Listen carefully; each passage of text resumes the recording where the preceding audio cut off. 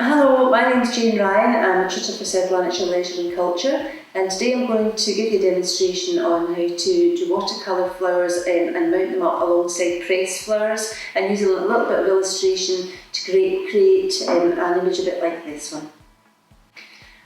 For this demo, what we're going to do is use pressed flowers and then emulate them by painting a similar style to them, and then mounting them up together on a frame and adding a little bit of stippling around the edges. So the watercolour part of this will be the flowers, but I'm also going to show you how to place them into the frame and how to adhere them to the paper.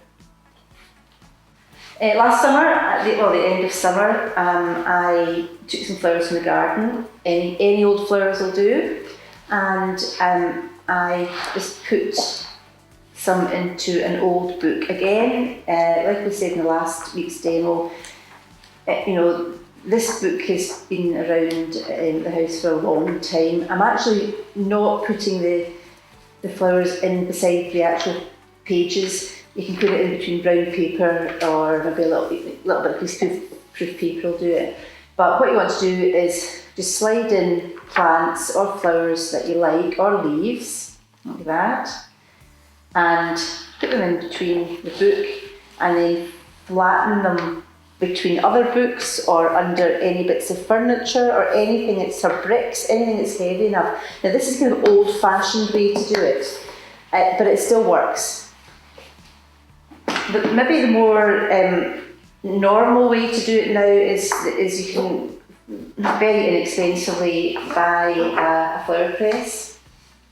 And again, what I did when the flowers were kind of near the end of their lives last year, I pressed some of the flowers that were in the garden. Now, this is between blotting paper, which comes with the flower press, but I can show you this quite close up, that actually they're so flattened that they almost look like tiny paintings in themselves.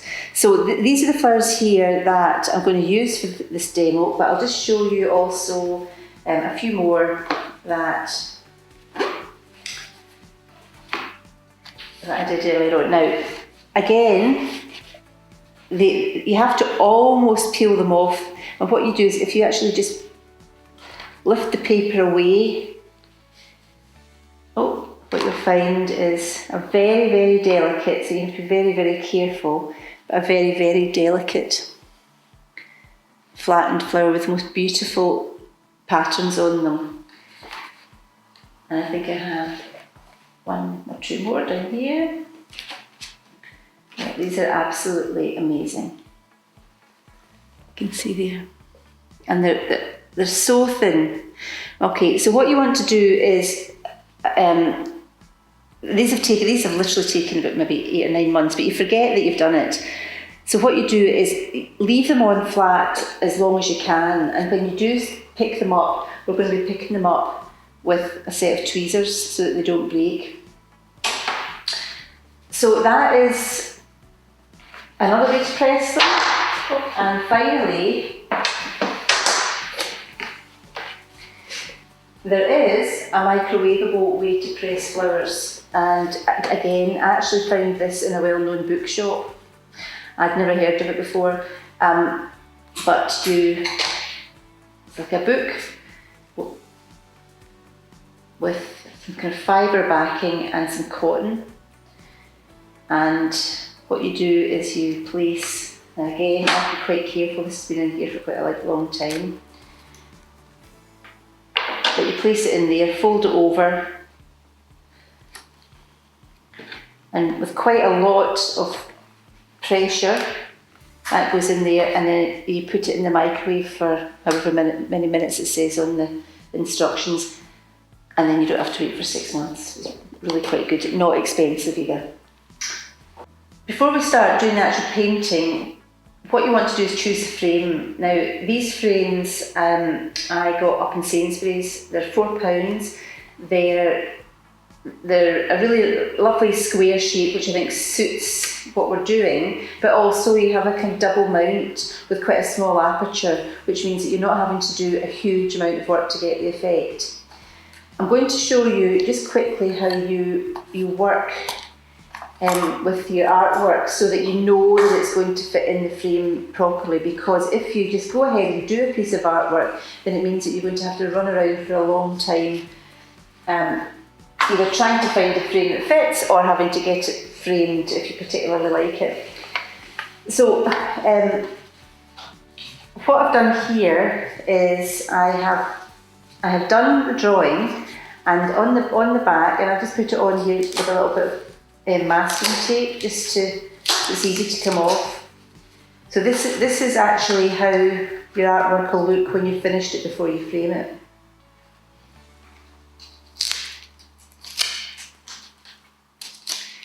Take the frame to pieces and get your watercolour paper that you're going to be painting on. I usually have 2 running, because if I make a mess of the first one, instead of having to reset everything, I can just quickly go over here. Sometimes I actually have 4, depends how many times I want to test it out. I might even want to try it with different colours.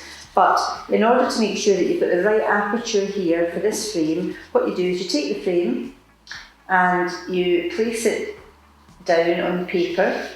As long as you've got enough paper underneath here that you can use at the end to attach your drawing to the back of the frame, then you're all right. So what you do is take a pencil and very gently, without trying to put a mark on the actual frame, is just do a dot. Now I'm going to do this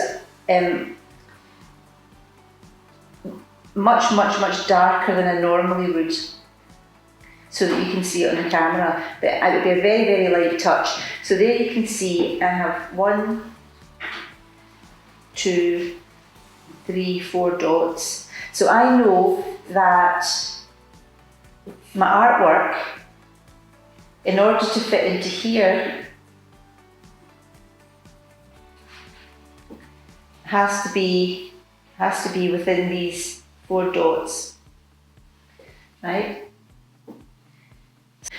So you know between these 4 dots is where the artwork has to be, but you also have to make sure that you've got enough space round about the edge for you to put some masking tape on to fix it to this, right? As you can see on this side, it's a little bit fainter, but I've done exactly that. I put 4 dots, which they'll get rubbed out here and here, and drawn a line round the edge. Also, I think it's important to note that when you're doing your design, if you put your flowers just in the middle, then it kind of floats about in space a little bit. I always quite like to set up a composition where maybe part of a flower is coming out of the frame.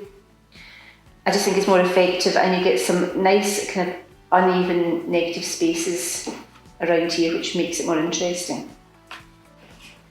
I've now set up this square a little bit darker so that you can, it's a little bit more clear when I'm doing the demo, and I put the finished one here so that you can compare what I'm doing. Now usually what I would do is I would paint the flowers, and I'm going to show you how to kind of make this pattern up from these flowers, but I would paint the flowers directly onto the square with the intention of actually keeping them on and then putting down the real flowers on top. So we've got this kind of contrast of the real flower and the illustration. Sometimes if things don't go to plan, you don't want to have wasted a lot of energy working away with these, and then something happens and you don't like it, or you put a background in that you don't like. So what you can do, and what I've done here, is I've actually painted the flowers, and then I've cut them out, and then moved them onto another template, and put them down with the flowers. Now you can do it either way. It depends how confident you are about using watercolours, but you always have that option. So don't think if you do something and you make a mess of it, that you can't actually just just cut it out and put it on. And in actual fact, you do get a kind of nice sort of 3D effect with doing that as well. So I'm not really sure which one I like the best, completely flat or that, but this one certainly here, it certainly is the least nerve-wracking, and I think that's the one we're going to go for today. Right, so we've got the flowers that are here, and we want to have one that's quite close up. Now, every single one of these is absolutely beautiful, right? What I'm going to do is maybe just pick two that are maybe slightly different in height. Now, as you see, they'll be stuck because they'll just be, not with glue, they're just stuck because of the moisture in the flower initially. So if you bend the card away from underneath it, you'll get it to sit nicely and flat. You have to be so careful with them. So I want two. So I think what I'm going to do is I'm going to take a slightly smaller one, just so that a difference in scale. And also this one's kind of got slightly darker colours. This one's alright, but it is a little bit battered, so I'm going to go for this one here. Again, if I just unfurl the paper away from it, very gently lift it off and put it here. Okay, so now what I'm going to do, and again, it's entirely how confident you feel. You could hand draw, you could take this and you could just hand draw the flowers that are around here. But what I'm going to recommend is that you take one of these and just very lightly draw around the edge of it, so you're tracing the edge, because that means that you're going to get a really good shot at getting a recognisably similar flower. And we want to keep it the same because we're trying to emulate it. So that's number one, and I'm just going to put this in here. Where you have a flower that comes in quite sharply into the middle where the petals are separated, that's handy because that's going to be a way that you're going to remember which way up the flower is, and you will need that. Okay, so I'm just going to put that into here. Again, I'm doing this a little bit darker. I would probably be a little bit lighter of touch with this. So I'm going to take these away, and now I am going to slide them away. I'm just going to very gently take that away with tweezers. But what I am going to do is I'm going to try and keep them in the same position because it can get a little bit confusing. So I'm going to use these, and then I'm going to use these as the real ones. I've obviously done more here, but we're going to shorten the demo a little bit time-wise, so I'm going to use these two to paint. Right, so if I've drawn around the outlines, then I've got a kind of fair idea where the petals are, but we're not going into the detail of this. Too much detail in painting full stop can actually deaden the painting. What we're going to be looking here at is more the colours and these kind of shapes that are coming out. We're not trying to make it exact. It's not a botanical illustration we're going for. But we have to look for this little star shape in the middle, which is 1, 2, 3, 4, 5, 6. 1, 2, 3, 4, 5, 6. And we can, a little bit off centre, put a kind of little circle in the middle. And again, off centre here. Again, don't put it right in the middle because that's just a bit too formula. And then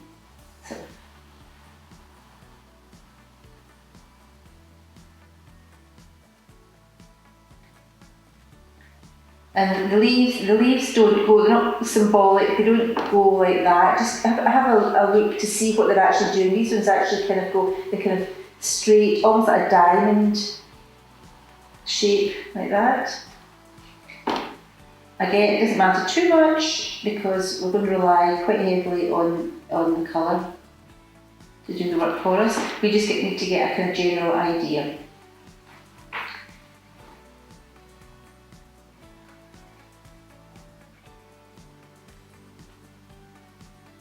And if you put 7 in by accident, it doesn't matter at all. So you will see that I've placed these, and they're well within the 4 corners of the frame, which is fine just now.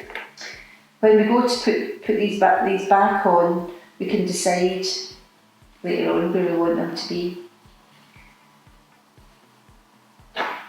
Right, so put these up top, and now we're going to go to the colours. So we're back to the old familiar watercolours here. Now the colours that I'm going to use today are going to be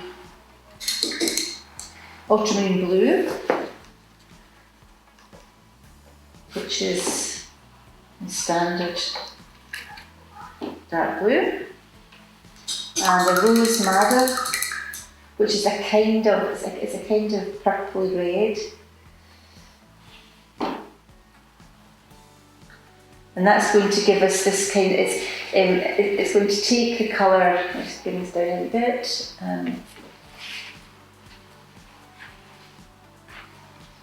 Because this isn't just a straight blue, it does have a kind of purpliness to it. It's almost like a bruised sort of look. So that's going to be for the petals. Where the kind of whiter, lighter areas are, just now I'm just going to leave them white. So this is areas I'm not going to be painting. And all you have to do is just take a general look at what's happening with the patterns and on the flowers. So let's just say that the white, it's kind of white and blue stripes, and generally in each leaf you're looking at something that is kind of going a bit like that on each one. And also there's also kind of maybe at the top of a leaf it will kind of go like that. Okay, so there's not going to be a great analysis about it, but we want to get this kind of stripy look, but not too formal. I'm using quite a small brush because it's quite a detailed bit of painting. I'm not diluting it terribly much. I'm not using it in the terms of layering watercolours. I'm going to use quite a strong pigment on it initially. And what I'm doing here is I'm mixing 2 colours together. And if it looks too purpley, you want to bring it back down with the blue like that. Okay, as you can see, this is actually quite a strong pigment here. And then what we're going to do is, keeping an eye on this, and I'm going to say that okay, there's quite a lot of blue on this particular leaf here. I'm going to choose any area here where I can see top of a petal. So what I'm going to do is I'm going to just do kind of sort of stripes down, but I need to keep the white in between the spaces. So I'm going to use a kind of broken line. Broken lines are brilliant. Broken lines are what art's all about, really. If you do a really straight line, then you're not giving the person that's looking at it any chance to interpret it themselves. So you just literally, maybe even dotting a wee bit. And once you get an idea of a kind of a pattern, you don't have to be too slavish to the real thing. Just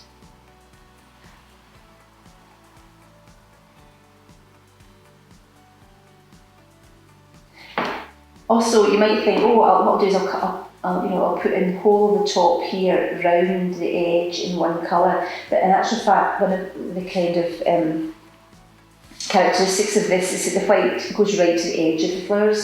So that tiny little detail, although I'm not a gardener, but I probably would notice that subconsciously. So try not to go all the way around. And don't worry too much if a bit of it looks blue and a little bit that looks purple. If you don't have rose madder, just go for maybe a cadmium red and play about with that. And once you get the kind of general idea of the pattern, then you can build it up quite quickly.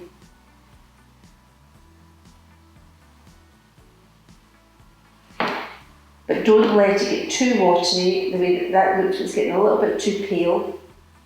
If it does, just go back in and add a little bit more, a sort of stronger blue.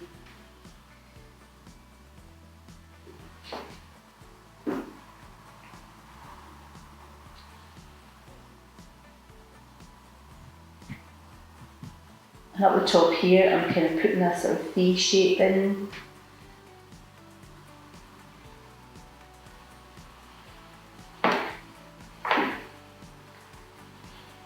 The thing with watercolour, which is different to using acrylics or oils, is you're building it, although you're building it up in layers in the same way as you do with acrylics or oils, watercolour is transparent, so you would usually, if you were actually doing a landscape or a kind of full painting, you would build up from the lightest first, and where you want white, you don't actually touch the background at all, which is what we're doing here. But because this is more illustrative, and we want to kind of get the effect relatively quickly, then that's why I'm suggesting, not to kind of go in too lily-livered about it, just get that pigment in and get that lovely, lovely dark pigment there. And it's nice to have a variety of values working all the way around. And you can add a few more in over the top. You can go back over the ones that have dried. Okay, so you can see you're getting that kind of general idea. And what I'll do is I'm just going to quickly do the next one, and then we'll return back to putting the centre in. So I've just completed the second one in much the same way, and what I'm going to do now is go in with the yellow. So I'll go in with just a kind of sort of almost a sort of orangey yellow, just in the middle. As you can see there, it's a kind of an orange yellow, and there are again different sort of values in the middle there.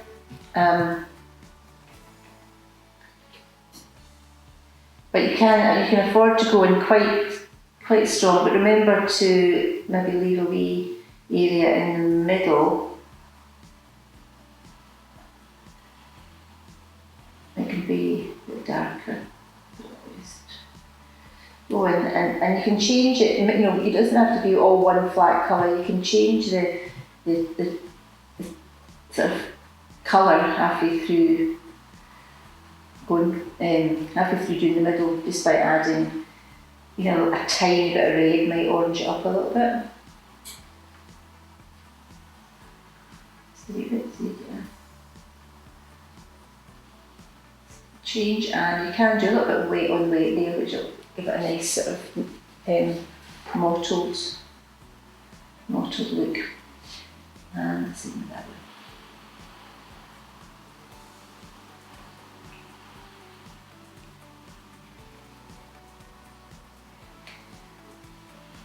If you like this kind of mottled look, because we're not working with stripes like we're doing for the petals, you can afford to put a little bit more water on it and then just leave some of that to dry.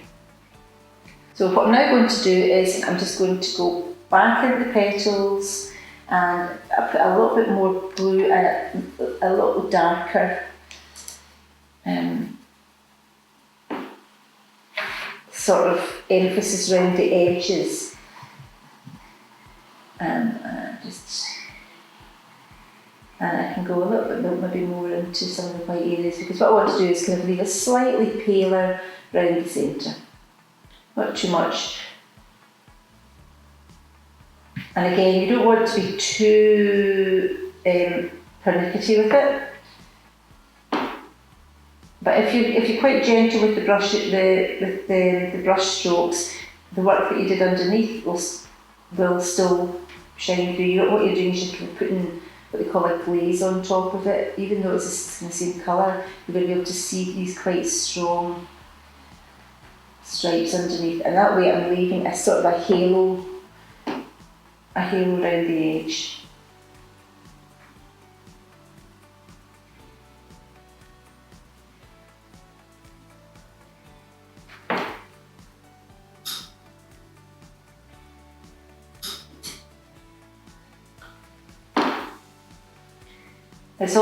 You just want quite a light touch with watercolours, but a light touch doesn't mean that you have to be too terribly gentle with the pigments. I keep emphasising this, but that you can go from very, very strong to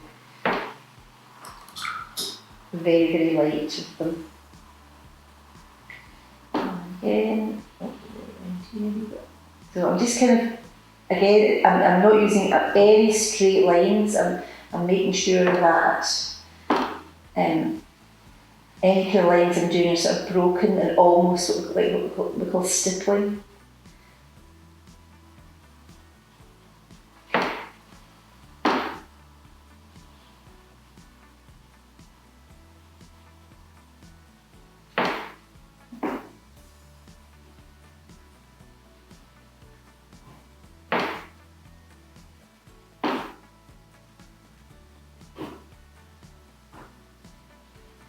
And you don't feel that everything has to be absolutely perfect and even all the way around, because flowers aren't like that. Nature doesn't have a straight line in it.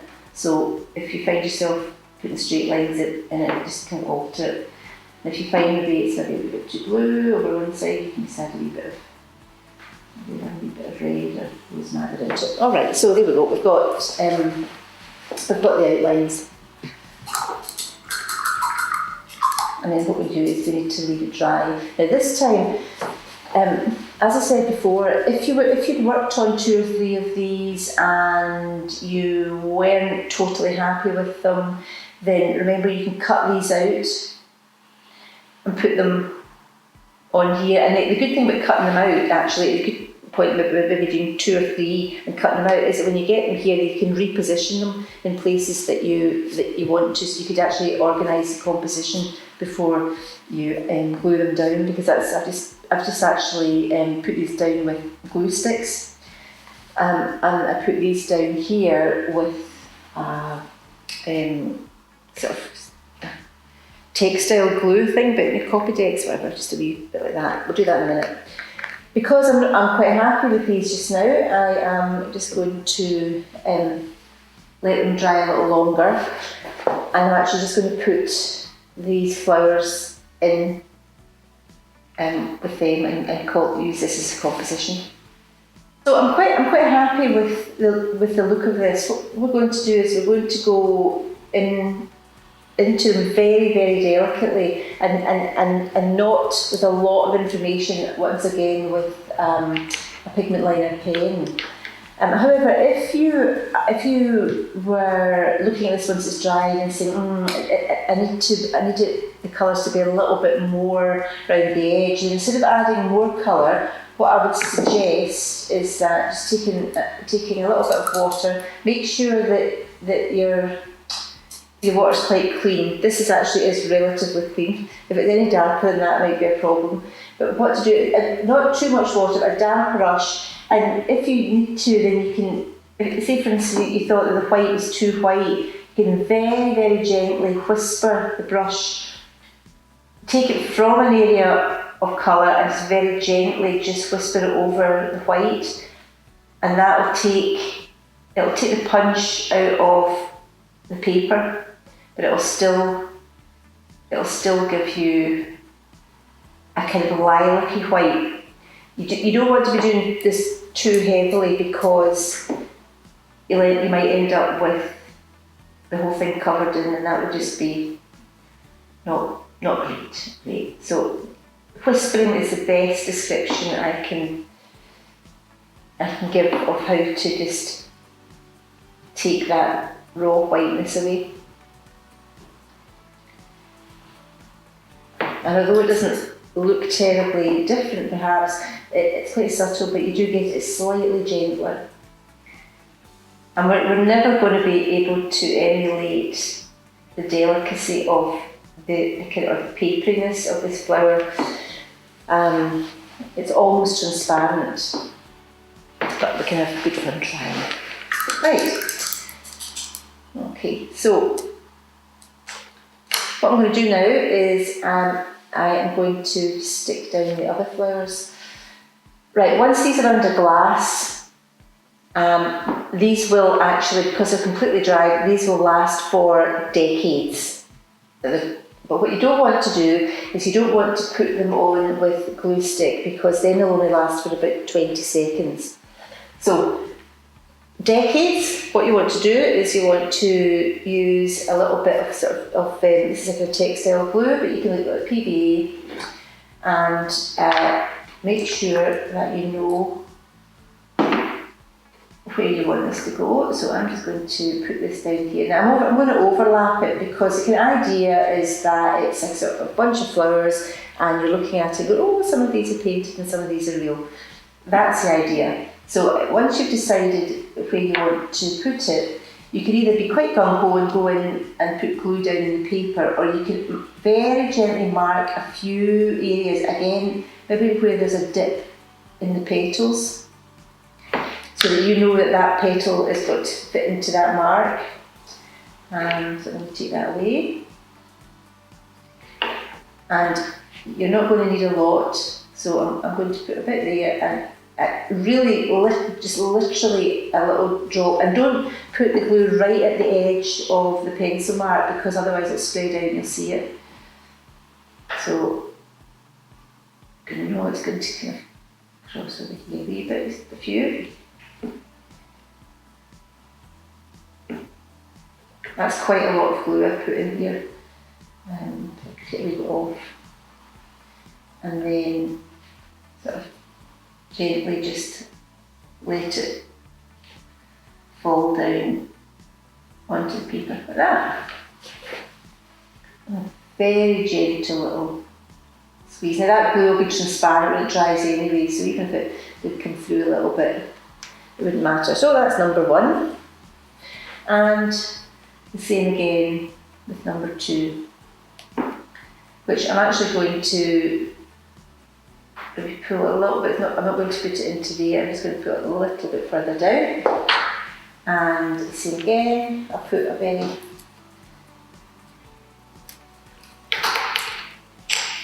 small pencil mark. Even if you did just a little V there and a little V there, that's enough for you to know where you want the flower to be. And I'm just going to take it back like that.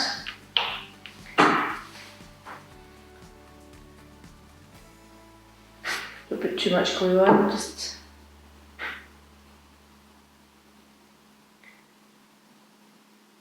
and don't worry that you're not going to absolutely outer edges, because as you see, when this is under glass, it's not going anywhere.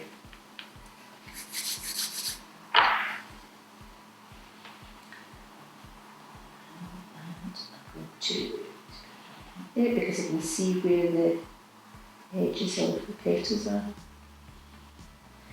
Okay, right, so I can see that up at the corner, I think I could do with a little bit more glue. That's fine. You could just very gently lift it and just put a wee drop down there like that. That'll do fine. Okay, so the middle of the flower isn't terribly defined just now, and you can absolutely go in there with a very dark pigment. Again, I would kind of veer away from black. I'd probably be inclined to use, this is a very dark grey, or burnt umber and ultramarine blue to get the black. But what I'm going to do is I'm going to actually use this pigment liner again, and this is a 0.5. With these stable pigment liners, you get a 0.05, which are very, very fine dots. And for something as delicate as this flower, I think works really, really well. But I've kept it at 0.5 because actually it takes slightly quicker to do it. And I think if you do it the first time, I think this is a better size pen to work with. So what I've done is I've just gone into the centre and I've sort of picked out where there might be some dark values. So I can look round here, for instance, and see there's a little bit of dark in here. And instead of doing a line, because as I said, lines in nature don't exist, just do some little dots close together. So that your line is made up of dots, and that way it's not too severe. And I want to kind of highlight the petals in between, but I don't want to be making it too obvious, so I just want to put in a few little lines up there, and that just gives a hint of what's going on.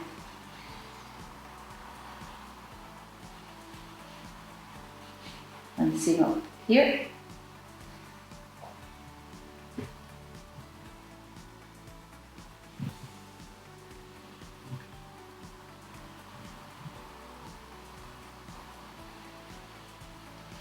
Also, what's quite a nice idea is that in between the petals, where there's going to be less light, is to stipple the little dots really, really close together in between them, because that will define the petals without it being too severe.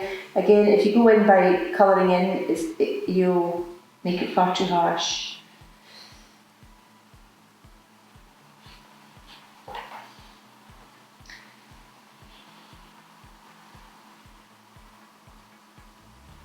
And as you can see with these ones, I've picked out a few darker areas around the edge as well, just to kind of define the outside. Right, now one last thing at this stage is you might find that you can still see some pencil mark around about the flowers. So what to do is take a little bit of Blu Tac, and instead of using a rubber, which you have to do that, and it could move the watercolour, it's just literally tap the paper to get that quite satisfying noise, and you find that will lift away the pencil mark without disturbing the watercolour. And if you leave, even if you just leave the marks that you've done with the pen for a minute or two, when you go in with the Blu Tac, that'll lift it without any problem. Okay, so there you can already see that you've now got the elements of that. Now you might want to leave it at that. I think this actually works quite well. But you might also be able to see that you can actually see the dots at the edge where we marked out at the very beginning. Right. What I'm going to do is I am going to show you how to do this effect here, and that we don't erase these marks there until we've done this effect. And that's because what we're doing with the stippling here is we're giving the impression that there's a slightly darker shadow in the corner. So what we want to do is we want to work from that corner. And in the corner you want to make sure that these dots are quite close together, and then you start working your way out. Now, the further apart the dots are, and you'll see at this area, the dots are very, very far apart. As part of mark making, what we do in painting, with brush strokes and all different techniques in art. But what we want to do is just remember that the closer these marks are together, the darker it's going to be. And once you've done the very darkest bit in the corner, then you can actually work up really quite quickly. And what I'll do is I'm just going to finish this and we'll return to it, and then I'll show you how to frame it up. It's quite important that you stick to some kind of a line along here, just because when you place that on top, and I'll just lift this so that you can see it. If you've got a line to follow, then it means that you can get these corners sitting right, properly with the shadow in it in the corner there. Now I've gone a little bit heavier in with the dots round here than I did with this, and I think this is probably a better version. I think keep it quite light, and also don't go don't go right up to the edge. Leave round the edge what I would call a halo. So there's a kind of line that is missing as you go round. And that'll give it a kind of feeling of maybe of 3 dimension. So now we've finished this one here. You don't really have to get rid of this line here because that's going to be underneath your frame. But you want to just check, just put your frame over and just check that you're happy that you've covered all the areas that you need to. And take it off. But this is a good time if you want just to go around the edge and if you can see any little bits of dots, like I said, the pen will be dry by then, and you can just use that Blu Tac to clean it up a little bit. So what to do now is we can, if we put this back on, like that, okay, so now you know where that's going to sit. And then what I've done is, usually when I'm actually planning this, I make sure that this is flush with the top of the watercolour paper. What we'll do is I'm just going to draw a line around the edge of the complete aperture. Now I've got masking tape on here and all sorts of things. It doesn't really matter because that's all going to go away. So just cut just inside the line a little bit.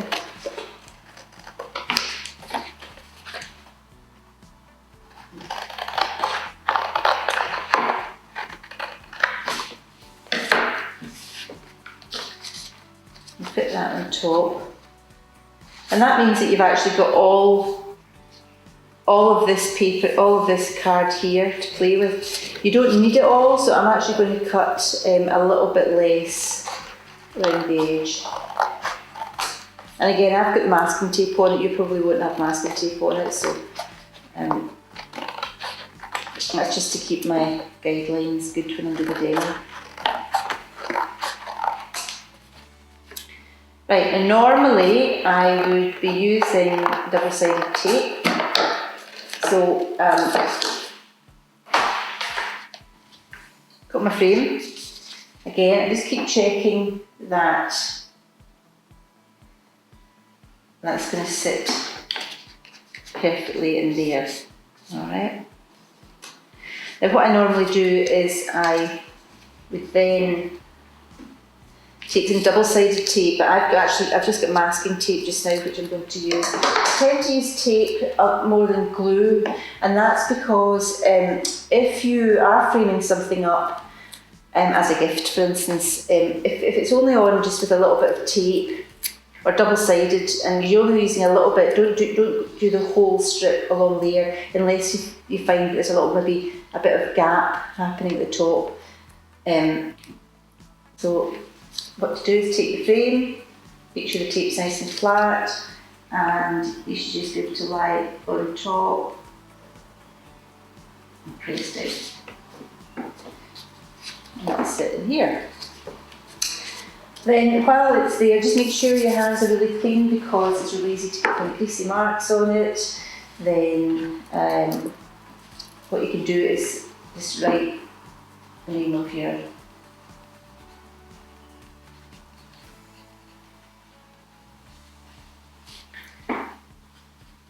title of your picture, and then you put your signature like that.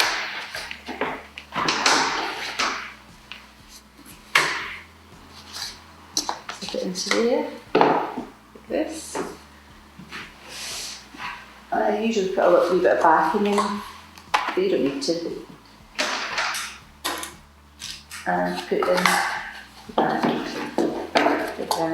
These ones that I've got are really good because they literally just have one little clip at the bottom, and there you have a pressed flower illustration with watercolour. I hope you enjoyed that illustration and that you've got information enough to be able to do one for yourself, and so this is it, finished in the frame.